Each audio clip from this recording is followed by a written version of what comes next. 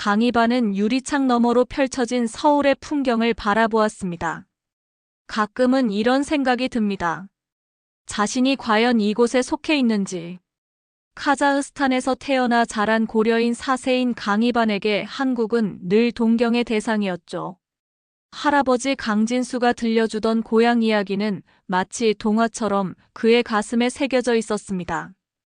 언젠가는 우리의 진짜 고향으로 돌아가야 한다라는 할아버지의 말씀이 항상 귓가에 맴돕니다. 이반 씨, 오늘도 열심히 일하네.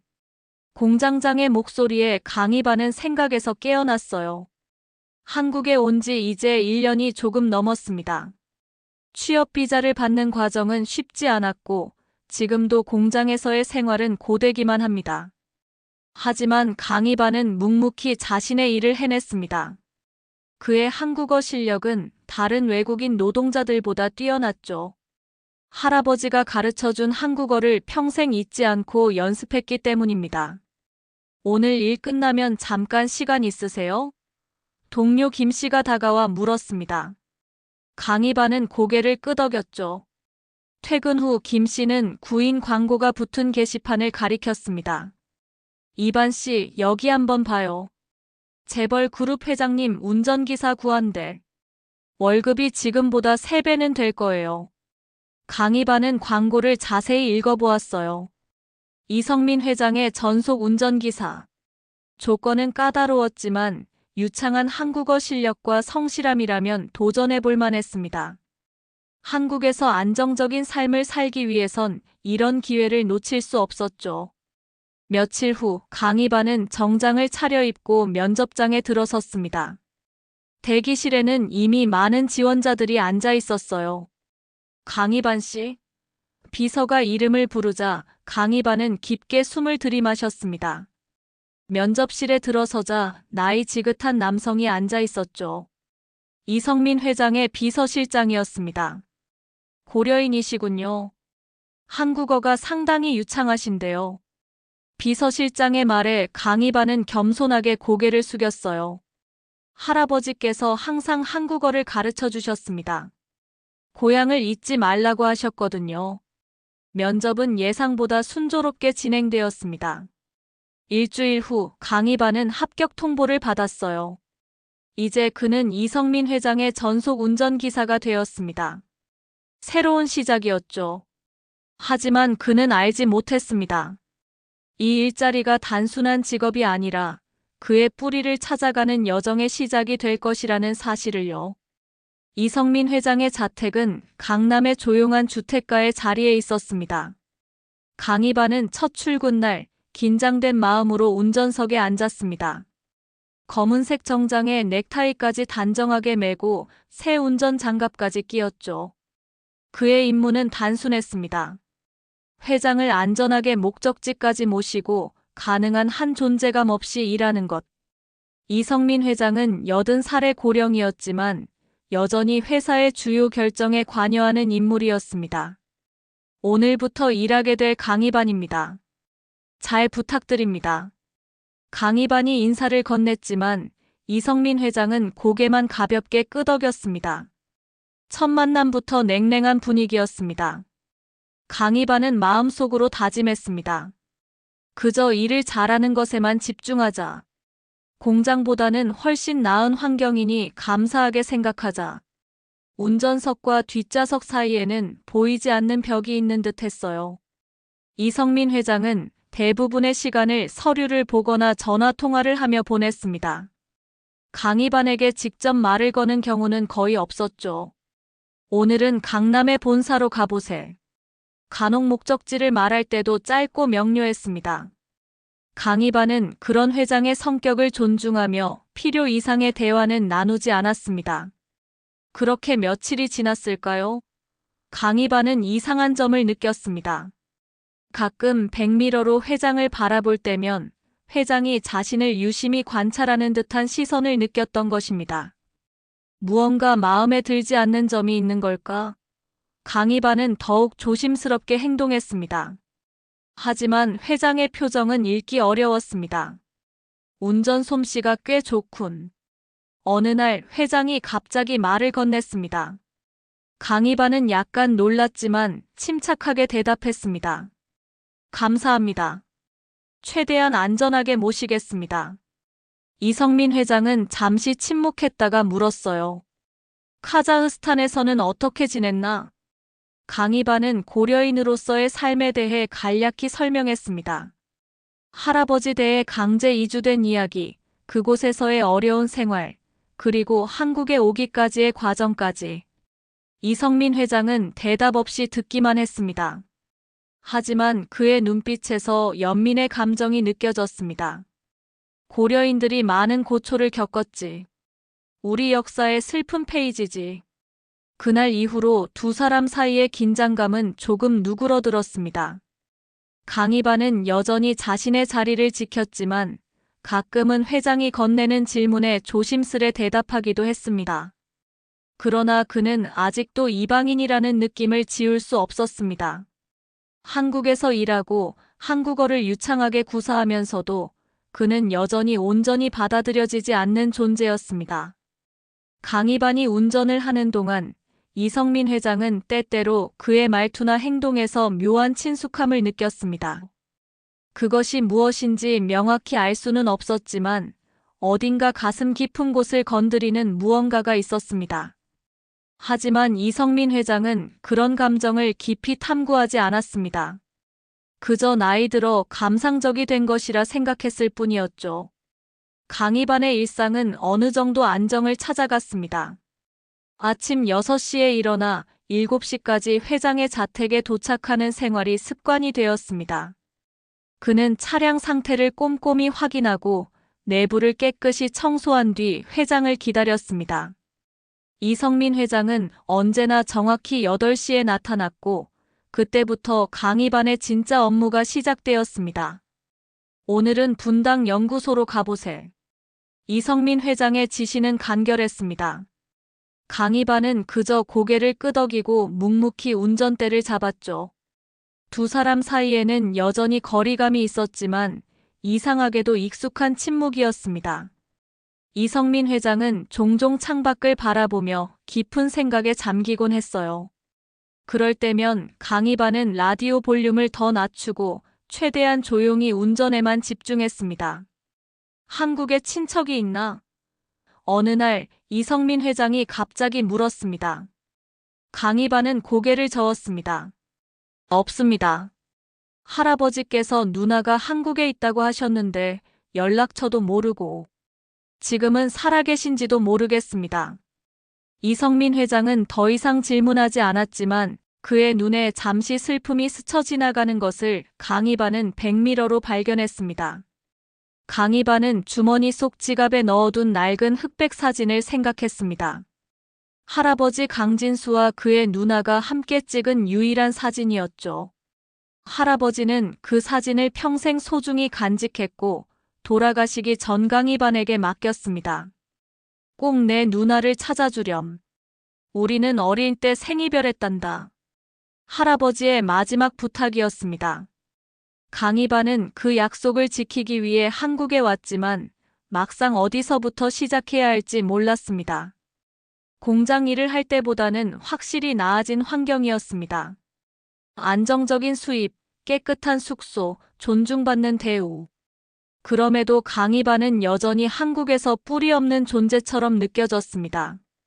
가끔은 카자흐스탄에 있는 가족들이 그리웠습니다. 그곳에서는 비록 가난했지만 적어도 고려인으로서 정체성을 공유하는 공동체가 있었으니까요. 이번 주말에 시간 있으세요? 어느 날 이성민 회장이 물었습니다. 강희반은 놀랐지만 침착하게 대답했습니다. 네, 있습니다. 이성민 회장은 잠시 망설이다 말했습니다.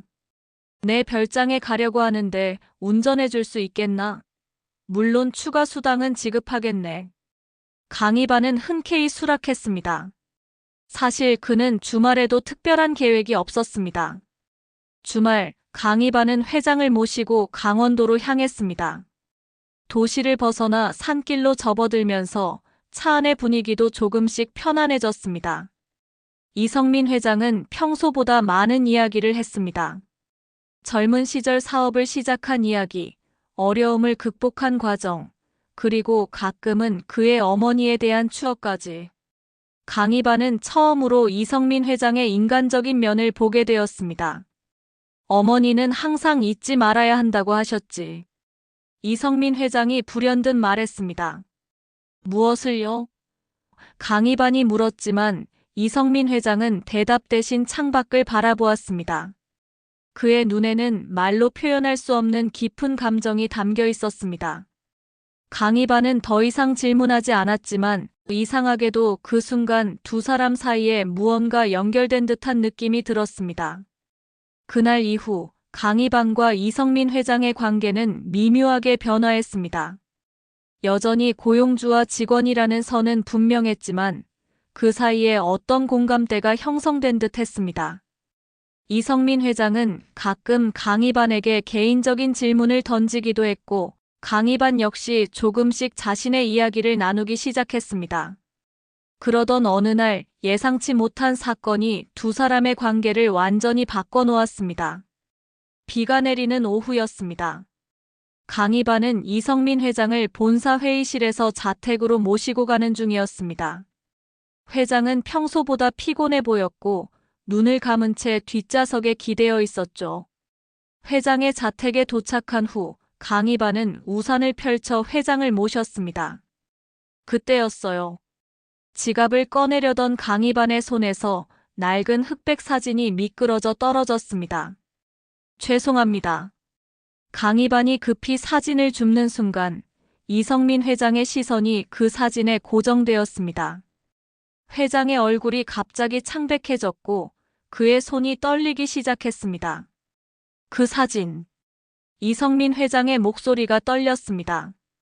어디서 구한 건가? 강희반은 당황했지만 침착하게 대답했습니다. 제 할아버지의 사진입니다. 할아버지와 그분의 누나가 함께 찍은 유일한 사진이라고 하셨어요. 이성민 회장은 한동안 말이 없었습니다. 그저 사진을 바라보며 깊은 생각에 잠긴 듯 했어요. 결국 그는 떨리는 목소리로 말했습니다. 내일 사무실로 그 사진을 가져오게. 다음 날 강희반은 사진을 가지고 이성민 회장의 사무실로 향했습니다. 이상하게도 회장은 그를 직접 맞이했고 비서에게는 방해하지 말라고 지시했습니다. 안 깨나. 회장이 말했습니다. 강희반은 조심스럽게 사진을 건넸고 이성민 회장은 오랫동안 그 사진을 바라보았습니다. 그의 눈에 눈물이 맺히는 것 같았지만 강희반은 확신할 수 없었습니다. 할아버지에 대해 말해보게. 이성민 회장이 마침내 입을 열었습니다. 강희반은 할아버지 강진수에 대해 알고 있는 모든 것을 이야기했습니다. 1937년 강제이주 당시의 이야기, 소련에서의 고된 사, 그리고 항상 한국의 누나를 그리워했던 이야기까지. 이성민 회장은 한마디도 놓치지 않으려는 듯 집중해서 들었습니다. 이야기가 끝나자 이성민 회장은 깊은 한숨을 내쉬었습니다. 그리고 비서를 불러 무언가를 지시했죠. 강희반은 무슨 일이 벌어지고 있는지 이해할 수 없었지만 이 사진이 단순한 가족사진 이상의 의미가 있다는 것을 직감했습니다. 회장의 반응이 너무나 강렬했으니까요. 그날 밤 이성민 회장은 사무실에 홀로 남아 오래된 서류 상자를 꺼냈습니다. 그 안에는 낡은 일기장과 사진들이 보관되어 있었습니다. 그는 어머니의 일기장을 조심스레 펼쳤습니다. 어머니는 평생 일기를 썼고 그 속에는 가족의 역사가 고스란히 담겨 있었습니다. 이성민 회장은 특정 날짜를 찾아 페이지를 넘겼습니다. 1937년 9월. 어머니의 글씨는 떨렸고 페이지 곳곳에 눈물 자국이 남아 있었습니다. 오늘 동생을 보냈다. 내 동생이 아닌 그 아이를. 하지만 이제는 정말 내 동생이다. 그 아이의 아버지가 독립운동을 하다 체포되었다. 나는 그 아이를 지키기 위해 내 동생이라고 속였다. 진수야, 미안하다. 하지만 너는 살아야 한다. 언젠가 우리가 다시 만날 수 있길. 이성민 회장의 눈에서 눈물이 흘러내렸습니다. 오랫동안 잊고 있던 진실, 어머니가 평생 숨겨온 비밀이 드러난 것입니다. 그는 비서에게 조사를 지시했고 그 결과가 내일 오전에 보고될 예정이었습니다. 이성민 회장은 창밖의 어둠을 바라보며 생각했습니다.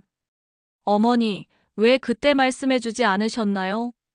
다음 날 아침, 이성민 회장은 평소보다 일찍 사무실에 도착했습니다. 그의 얼굴에는 밤새 잠을 이루지 못한 흔적이 역력했습니다. 얼마 후 비서가 조사 결과를 들고 들어왔습니다. 이성민 회장은 심호흡을 한 뒤 보고서를 받아들었습니다. 보고 드리겠습니다. 비서가 말했습니다. 운전기사 강희반의 할아버지 강진수는 확실히 1937년 강제이주 당시 조부모와 함께 소련으로 떠났습니다. 비서는 잠시 망설이다 계속 이야기했습니다. 그런데 기록을 찾아보니 회장님의 어머니는 생전에 동생을 강제이주로 잃었다고 하셨지만 사실 그녀의 친동생은 한국에서 학살된 것으로 기록되어 있었습니다. 이성민 회장의 손이 미세하게 떨렸습니다. 그럼 네, 운전기사의 할아버지 강진수는 회장님의 외삼촌이 아니라 독립운동가의 아들이었습니다. 독립운동가 강민호의 아들이죠. 비서의 말에 이성민 회장은 눈을 감았습니다. 그의 가슴은 무겁게 내려앉았습니다. 어머니가 평생 간직했던 비밀이 이제야 완전히 드러난 것입니다. 어머니는 그 아이를 살리기 위해 자신의 동생이라고 속였군. 이성민 회장의 목소리는 나직했습니다. 그의 머릿속에는 어머니의 일기장 내용이 생생하게 떠올랐습니다. 나는 그 아이를 지키기 위해 내 동생이라고 속였다. 더 알아낸 것이 있나? 이성민 회장이 물었습니다. 비서는 고개를 끄덕였습니다. 강민호는 당시 유명한 독립운동가였습니다. 일제에 체포되어 고문 끝에 사망했고 그의 가족은 위험에 처했습니다. 회장님의 어머니는 그의 아들 강진수를 살리기 위해 자신의 동생인 것처럼 위장하여 소련으로 보낸 것으로 보입니다. 이성민 회장은 창밖을 바라보았습니다. 비가 내리기 시작했습니다. 빗방울이 유리창을 타고 흘러내리는 모습이 그의 눈에는 어머니의 눈물처럼 보였습니다. 그래서 어머니는 평생 그 아이를 찾아다니셨구나. 이성민 회장은 중얼거렸습니다. 하지만 결국 찾지 못하셨어. 그는 어머니가 생전에 종종 창밖을 바라보며 누군가를 기다리는 듯한 모습을 보였던 것을 기억했습니다. 그리고 돌아가시기 전 어머니가 그에게 남긴 마지막 말이 떠올랐습니다. 이름들이 잊혀지지 않게 해다오. 당시에는 그 말의 의미를 이해하지 못했지만 이제는 알 것 같았습니다. 어머니는 강진수를 그리고 독립운동가 강민호를 기억해달라고 부탁한 것입니다. 그들의 이름이 역사 속에 잊혀지지 않기를 바랐던 것이죠. 운전기사에게 이 사실을 알려야 할까요? 비서가 조심스럽게 물었습니다. 이성민 회장은 깊은 생각에 잠겼습니다. 강희반은 지금까지 할아버지의 누나를 찾기 위해 한국에 왔습니다. 그에게 진실을 말한다면 그가 그토록 찾아 헤매던 가족의 연결고리가 사실은 존재하지 않는다는 것을 알게 될 터였습니다. 잠시만 생각할 시간이 필요하네. 이성민 회장이 말했습니다. 비서는 고개를 숙이고 물러났습니다. 홀로 남은 이성민 회장은 창가에 서서 오랫동안 생각에 잠겼습니다. 그의 마음은 혼란스러웠습니다. 한편으로는 진실을 말해야 한다는 책임감을 느꼈지만 다른 한편으로는 강희반에게 너무 잔인한 일이 될 수도 있었습니다. 그때 문득 깨달음이 찾아왔습니다. 비록 혈연 관계는 아니지만 어머니가 강진수를 동생처럼 여겼다면 그것은 또 다른 형태의 가족이 아닐까? 역사의 소용돌이 속에서 피보다 더 강한 연결고리가 만들어진 것이 아닐까? 이성민 회장은 결단을 내렸습니다. 그는 강희반을 만나기로 했습니다. 그날 저녁 이성민 회장은 강희반을 자택으로 불렀습니다. 이는 공식적인 업무 지시가 아닌 개인적인 초대였습니다. 강희반은 당혹스러움을 감추지 못했지만 정중히 초대에 응했습니다. 회장의 자택은 밖에서 보는 것보다 내부가 훨씬 소박했습니다. 화려한 장식 대신 오래된 가구들과 가족 사진들이 벽을 채우고 있었습니다. 안께나 이반 씨. 이성민 회장이 거실 소파를 가리켰습니다. 테이블 위에는 따뜻한 차가 준비되어 있었습니다. 이성민 회장은 잠시 말없이 차를 마시다가 조용히 입을 열었습니다. 할아버지에 대해 더 이야기해 주겠나? 특히 한국에 있는 누나에 대해 어떤 말씀을 하셨는지. 강희반은 할아버지 강진수가 들려주던 이야기들을 하나하나 떠올렸습니다.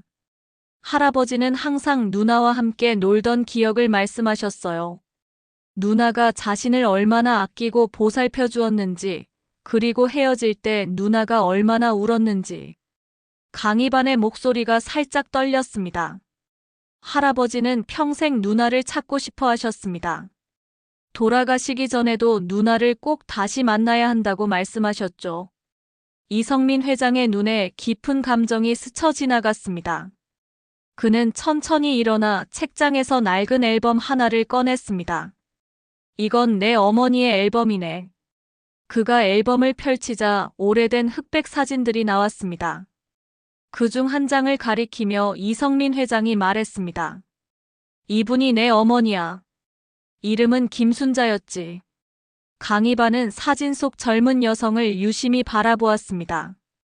어딘가 낯익은 느낌이 들었습니다. 그때 이성민 회장이 조용히 말을 이었습니다. 어머니는 평생 동생 이야기를 하셨어. 소련으로 보내진 내 동생이라고. 강희반의 심장이 빠르게 뛰기 시작했습니다. 설마 이성민 회장의 어머니가 할아버지가 그토록 찾던 그 누나일까요? 그는 자신의 지갑에서 낡은 사진을 꺼내 다시 한번 회장에게 보여주었습니다. 이 사진 속 소녀가 혹시. 이성민 회장은 깊은 한숨을 내쉬었습니다. 그의 마음속에서는 치열한 갈등이 일어나고 있었습니다. 진실을 말해야 할까? 아니면 강희반이 찾아온 희망의 끈을 이어주어야 할까? 마침내 그는 결심했습니다. 이반 씨, 내가 알게 된 것이 있네. 이성민 회장은 어머니의 일기장과 비서의 조사 결과를 바탕으로 자신이 알아낸 사실을 조심스럽게 설명했습니다. 강진수가 실제로는 독립운동가의 아들이었다는 것, 이성민 회장의 어머니가 그를 지키기 위해 자신의 동생이라고 속였다는 것, 그리고 그렇게 소련으로 보냈다는 것까지.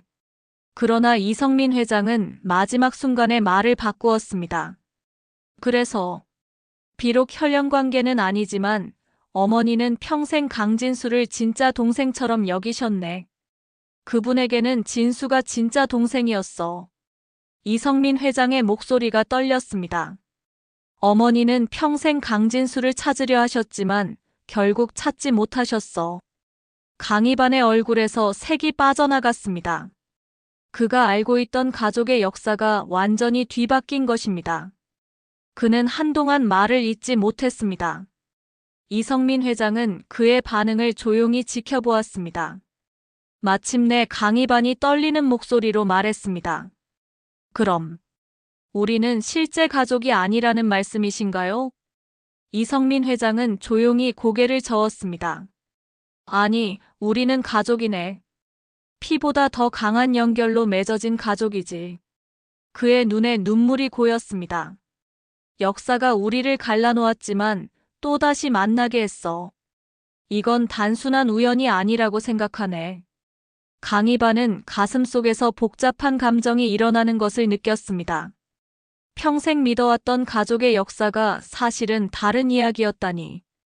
그는 혼란스러웠지만 동시에 이상한 안도감도 느꼈습니다. 적어도 이제 할아버지가 그토록 찾던 누나가 누구인지 알게 되었으니까요. 할아버지는 알고 계셨을까요? 강희반이 마침내 입을 열었습니다. 이성민 회장은 고개를 저었습니다. 아마도 모르셨을 거야. 어머니의 일기를 보면 그저 자신의 동생을 지키는 것처럼 행동하셨으니까. 강진수에게는 김순자가 진짜 누나였던 거지. 강희반은 천천히 고개를 끄덕였습니다. 그는 지갑에서 낡은 사진을 다시 꺼내 바라보았습니다. 사진 속의 소녀 김순자. 그녀는 할아버지를 구하기 위해 자신의 동생이라고 속였고 그 비밀을 평생 간직했던 것입니다. 그 순간 강희반의 눈에서 뜨거운 눈물이 흘러내렸습니다. 할아버지는 평생 누나를 그리워하셨습니다. 강희반의 목소리가 떨렸습니다. 마지막 순간까지도 내 누나를 꼭 다시 만나야 한다고 말씀하셨어요. 그분에게 김순자 씨는 진짜 누나였던 거죠. 이성민 회장도 눈시울을 붉혔습니다. 어머니도 마찬가지였네. 평생 내 동생 진수를 찾아 헤매셨으니까. 어머니에게는 강진수가 진짜 동생이었던 거야. 두 사람은 잠시 침묵 속에 각자의 감정을 추스렸습니다. 창밖으로 보이는 서울의 밤하늘에는 별들이 빛나고 있었습니다. 이반 씨. 이성민 회장이 조용히 말했습니다. 비록 우리가 피로 맺어진 가족은 아니지만 우리의 가족들은 서로를 가족으로 여겼네. 그것만으로도 충분하지 않을까? 강희반은 깊이 생각에 잠겼습니다. 잠시 후 그는 고개를 들어 이성민 회장을 바라보았습니다. 저는 할아버지의 소원을 이루러 한국에 왔습니다. 할아버지의 누나를 찾기 위해서요. 강희반의 목소리는 이제 더 단단해졌습니다. 비록 혈연관계는 아니지만 회장님의 어머니께서 할아버지를 동생으로 여기셨다면 그것으로 할아버지의 소원은 이루어진 것이라고 생각합니다. 이성민 회장의 눈에 깊은 감동이 어렸습니다. 그는 천천히 손을 뻗어 강희반의 손을 잡았습니다. 그 순간 두 사람 사이에 무언가가 통했습니다. 아무 말도 필요하지 않았습니다. 그들은 이제 알았습니다. 그들은 역사의 소용돌이 속에서 서로를 잃었다가 다시 찾은 가족이었습니다. 내일, 이성민 회장이 말했습니다. 할아버지의 무덤에 함께 가보지 않겠나? 강희반은 놀란 눈으로 회장을 바라보았습니다. 할아버지의 무덤이요? 이성민 회장은 고개를 끄덕였습니다. 어머니는 강진수의 가족들이 묻힌 고려인 공동묘지가 어디인지 알아냈었네. 한 번도 직접 가보지는 못하셨지만 그곳의 위치는 남겨두셨어. 강희반의 가슴이 벅차올랐습니다. 그는 할아버지의 부모님, 즉 자신의 증조부모님의 무덤이 한국에 있다는 사실을 몰랐습니다. 할아버지도 그것을 알았을까요? 아마도 모르셨을 것입니다. 강희반은 마음속으로 결심했습니다. 할아버지를 대신해 그 무덤을 찾아가리라. 네, 함께 가고 싶습니다. 강희반이 대답했습니다. 이성민 회장은 따뜻한 미소를 지었습니다. 그들 앞에는 아직 많은 이야기가 기다리고 있었습니다. 풀어야 할 역사의 매듭들, 나누어야 할 기억들, 그리고 함께 만들어갈 새로운 관계. 하지만 이제 그들은 혼자가 아니었습니다. 서로가 있었습니다. 이성민 회장은 자리에서 일어나 책장으로 다가갔습니다. 그곳에서 오래된 상자 하나를 꺼냈습니다. 이건 어머니가 남기신 유품들이네. 강진수에 관한 기억들, 어머니가 평생 모아오신 것들이야. 그는 상자를 조심스럽게 열었습니다. 그 안에는 낡은 편지들, 사진들, 그리고 작은 목각 인형 하나가 있었습니다. 어머니의 일기에 따르면 이 인형은 강진수가 어머니에게 준 마지막 선물이었다고 해. 이성민 회장이 목각 인형을 강희반에게 건넸습니다. 강희반은 떨리는 손으로 그것을 받아들었습니다. 인형은 조잡했지만 정성스럽게 만들어진 작은 소녀 모양이었습니다. 할아버지는 목공예를 좋아하셨어요. 강희반의 목소리가 떨렸습니다. 카자흐스탄에서도 항상 나무를 깎아 인형을 만드셨죠. 그의 눈에서 다시 눈물이 흘러내렸습니다. 이성민 회장도 감정에 북받쳐 말을 잇지 못했습니다. 두 사람은 침묵 속에서 역사의 무게를 함께 느꼈습니다. 다음 날 아침 강희반은 평소보다 일찍 일어났습니다. 그는 창밖으로 보이는 서울의 풍경을 바라보며 깊은 생각에 잠겼습니다. 지난밤 이성민 회장과 나눈 대화가 계속 머릿속을 맴돌았습니다. 자신이 알고 있던 가족의 역사가 완전히 뒤바뀐 것입니다. 하지만 이상하게도 그의 마음은 혼란스럽기보다는 평온했습니다. 마치 오랫동안 찾던 퍼즐의 마지막 조각을 드디어 찾은 것 같은 기분이었습니다. 약속한 시간에 이성민 회장의 자택 앞에 도착하자 회장은 이미 현관에서 그를 기다리고 있었습니다. 평소에 격식 있는 정장 대신 편안한 차림이었습니다. 강희반은 처음으로 회장이 아닌 한 사람으로서의 이성민을 마주하는 듯 했습니다. 준비됐나? 이성민 회장이 물었습니다. 강희반은 고개를 끄덕였습니다. 오늘은 특별히 이성민 회장이 직접 운전대를 잡겠다고 했습니다. 차는 서울을 벗어나 인천 방향으로 향했습니다. 도중에 그들은 꽃집에 들러 하얀 국화를 샀습니다. 다시 차에 오른 두 사람은 대부분의 시간을 침묵 속에서 보냈지만 그것은 불편한 침묵이 아니었습니다. 각자 자신의 생각에 잠겨 있으면서도 묘한 연대감을 느끼고 있었습니다. 도착했습니다. 이성민 회장이 차를 멈추었습니다. 그들이 도착한 곳은 작은 언덕 위에 자리한 오래된 공동묘지였습니다. 조선이용대 전사자 및 고려인 공동묘역이라는 표지판이 세워져 있었습니다. 이성민 회장은 조용히 차에서 내려 강희반을 이끌었습니다. 그들은 좁은 돌계단을 따라 언덕을 올랐습니다. 어머니의 기록에 따르면 강진수의 부모님은 이곳에 묻혀 계시다고 해. 이성민 회장이 말했습니다. 강민호와 그의 아내 박영애. 그들은 묘비들 사이를 천천히 걸었습니다. 대부분 오래되어 글자가 희미해진 묘비들이었습니다. 그러다 마침내 그들은 찾고 있던 묘를 발견했습니다. 독립운동가 강민호, 박영애 부부 합장. 강희반은 묘비 앞에 서서 한동안 말을 잇지 못했습니다. 이곳에 자신의 증조부모가 묻혀 있다는 사실이 믿기지 않았습니다. 할아버지 강진수는 이 사실을 알았을까요? 아마도 몰랐을 것입니다. 그렇다면 지금 자신이 이곳에 서 있는 것은 어떤 의미가 있을까요? 강희반의 눈에 뜨거운 눈물이 고였습니다. 이성민 회장은 조용히 국화를 묘 앞에 놓았습니다. 그리고 깊은 목소리로 말했습니다. 강진수, 당신의 부모님을 만나러 왔습니다. 당신의 손자가 함께 왔습니다. 그의 목소리가 떨렸습니다. 당신의 누나, 제 어머니는 평생 당신을 그리워했습니다. 이제 저희가 대신 만나게 되었습니다. 강희반도 무릎을 꿇고 묘 앞에 국화를 놓았습니다. 증조할아버지, 증조할머니, 처음 뵙겠습니다. 저는 강진수 할아버지의 손자 강희반입니다. 그의 목소리는 떨렸지만 또렷했습니다. 할아버지는 끝내 고향에 돌아오지 못하셨지만 제가 대신 왔습니다. 할아버지께서 그토록 그리워하신 누나, 김순자 할머니의 아들과 함께 왔습니다. 두 사람은 오랫동안 묘 앞에 무릎을 꿇고 있었습니다. 바람이 불어 국화 꽃잎이 살짝 흔들렸습니다. 강희반은 그 순간 이상한 감정을 느꼈습니다. 슬픔과 기쁨, 상실과 발견이 뒤섞인 복잡한 감정이었습니다. 그리고 무엇보다 처음으로 느끼는 소속감이었습니다. 이곳이 자신의 뿌리였습니다. 할아버지가 평생 그리워한 고향이었습니다. 이반 씨. 이성민 회장이 마침내 입을 열었습니다. 그의 눈에는 눈물이 고여 있었습니다. 우리는 피는 나누지 않았지만 역사가 맺어준 가족일세.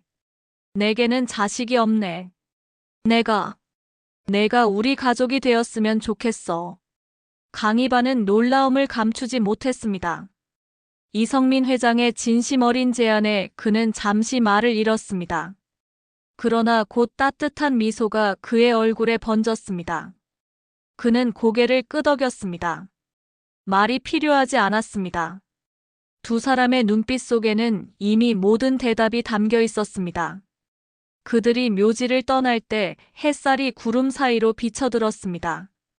강희반은 문득 뒤를 돌아보았습니다. 묘비 위로 햇살이 비치는 모습이 마치 누군가가 미소 짓는 것처럼 보였습니다. 그는 마음속으로 생각했습니다. 할아버지, 저 여기 왔어요. 할아버지의 소원대로 누나를 찾았어요. 이제 저는 혼자가 아니에요. 이성민 회장은 차 안에서 조용히 미소 지었습니다. 그의 어머니 김순자가 평생 찾아 헤매던 동생 강진수의 손자를 만난 것입니다.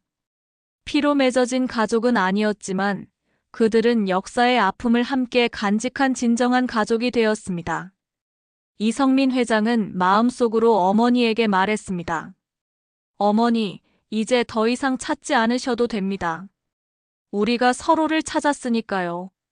차가 서울로 향하는 도로 위를 달릴 때 강희반은 처음으로 한국이 진정한 자신의 고향처럼 느껴졌습니다. 이곳에서 그는 더 이상 이방인이 아니었습니다. 그는 이제 자신의 뿌리를 찾았고 새로운 가족을 얻었습니다. 그것은 단순한 혈연 관계를 넘어선 역사가 맺어준 특별한 인연이었습니다. 그리고 이제 잊혀졌던 이름들이 다시 빛을 발하기 시작했습니다.